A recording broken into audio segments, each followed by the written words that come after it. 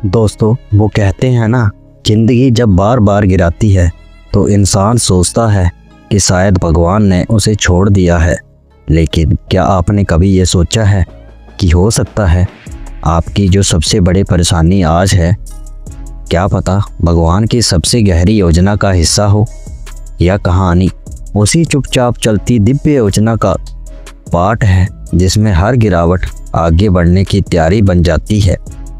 राजू एक मेहनती लेकिन गरीब युवक था जो एक छोटे से गांव के कोने में अपनी बूढ़ी और बीमार मां के साथ रहता था। पेशे से बढ़ई यानी लकड़ी का कारीगर। उसके पास ना कोई बड़ी दुकानदार थी और ना ही ज़्यादा ग्राहक। वो खुद ही लकड़ियां ढोता, खुद ही काटता और खुद ही फर्नीचर बनाता था। एक टूटी झोंपड़ी, चूल्हे पर पकी आधी पक्की रोटियां और माँ की दवाइयों का बोझ, यही थी उसकी दुनिया। पर राजू में एक बात खास थी, उसका दिल कभी हार नहीं मानता था। हर सुबह वो सूरज से पहले उठता और लकड़ी काटते हुए खुद से कहता, शायद आज कोई चमत्कार हो जाए, शायद आज भगवान मेरी मेहनत ले लें, मेरी मेहनत देख लें। पर जिंदगी जैसे उसकी उम्मीदों की परीक्षा ले रही थी। एक शाम जब राजू काम से लौटा, माँ के मुंह से आवाज़ भी नहीं निकल रही थी। वो कांप उठा। गांव के जो वैद्य थे उन्होंने कहा, अगर इन्हें तुरंत शहर ले जाओगे तो उन्हें बचाया जा सकता है, वरना देर हो जाएगी। राजू की आंखों के सामने अंधेरा छा गया। जेब में कोटी कोड़ी नहीं थी, क्या करे, कहाँ जाए। तभी उसकी नज़र अपनी बनाई हुई एक सुंदर सी कुर्सी पर पड़ी। महीनों की मेहनत से बनाई थी। उम्मीद थी कि शहर में जाकर इसे बेचकर कुछ पैसे मिल जाएंगे। यही एक उम्मीद थी उसकी माँ की जान बचाने की। राजू सुबह सुबह कुर्सी उठाकर शहर की ओर चल पड़ा। रास्ते में बारिश शुरू हो गई। कीचड़ भरे रास्ते, थकान से कांपते पैर और सिर पर कुर्सी।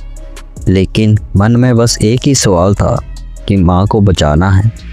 शहर पहुँचा तो एक दुकानदार में जाकर कुर्सी रखी और बोला, देखिए साहब, ये मैंने खुद बनाई है, थोड़े पैसे मिल जाएं तो मैं बहुत आभारी रहूँगा। दुकानदार कुर्सी को देख ही रहा था कि पीछे से एक बच्चा दौड़ता आया। उसका पैर फिसला और कुर्सी से जा टकराया। कुर्सी वहीं टूट गई और राजू की उम्मीद भी। दुकानदार ने तिरस्कार भरी नज़र से देखा, अब ये किसी काम की नहीं, इसे यहाँ से ले जाओ। राजू वहीं फुटपाथ पर बैठ गया। अपने आंसू रोक नहीं पा रहा था। रोते रोते उसने कहा कि हे भगवान, मैंने क्या गलत किया है। माँ के लिए दौड़ आया, लेकिन आपने तो मेरी एकमात्र उम्मीद भी तोड़ दी। क्या अब मेरी माँ भी? तभी वहाँ पर एक वृद्ध साधु पहुँचे। उन्होंने राजू की आंखों में आंसू देखे, टूटी कुर्सी को देखा और मुस्कुराते हुए बोले, बेटा, ये कुर्सी टूटकर भी शायद तेरा जीवन को जोड़ने आई है। राजू ने नाराज होकर कहा, बाबा, ये सब बातें अच्छे समय में ठीक लगती हैं, जब पेट में भूख हो और माँ मृत्युशैया पर हो, तब टूटी चीज़ें सिर्फ बोझ लगती हैं। बाबा मुस्कुराए और बोले, क्या मैं इसे 10 रुपए में ले सकता हूँ? मुझे आश्रम में एक जगह भरनी है, ये कुर्सी मुझे सुंदर लग रही है। राजू ने हंसकर सिर झुका दिया और कुर्सी बाबा को दे दी। वही 10 रुपए लेकर दौड़ते हुए माँ को गांव के वैद्य के पास ले गया। बाबा ने उस टूटी कुर्सी को अपने आश्रम में एक कोने में रख दिया, एक मोमबत्ती के नीचे। अगले दिन एक मशहूर फर्नीचर व्यापारी उस आश्रम में दान देने आए। उसकी नज़र उस कुर्सी पर पड़ी। उसने आश्चर्य से बाबा से पूछा, ये किसने बनाई है? डिजाइन तो कमाल का है, बस जोड़ी सही नहीं बैठी। बाबा मुस्कुराए, एक गरीब बढ़ई है, नाम है राजू। शायद भगवान ने उसकी बनाई कुर्सी आपको दिखाने के लिए यहाँ रखवाई है। उसी शाम व्यापारी ने राजू को ढूंढ निकाला और बोला, तुम जैसा कारीगर तो शहर की फैक्ट्री में भी नहीं मिला मुझे, मेरे साथ काम करोगे? राजू हैरान था। उसे यकीन नहीं हो रहा था कि जिसकी कुर्सी किसी ने नहीं खरीदी वो अब उसे पहचान दिला रही थी। राजू का जीवन बदल चुका था।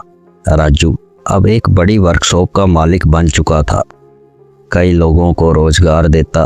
माँ की तबीयत पूरी तरह ठीक हो चुकी थी और हर दिन उसकी आंखों में भगवान के लिए धन्यवाद होता।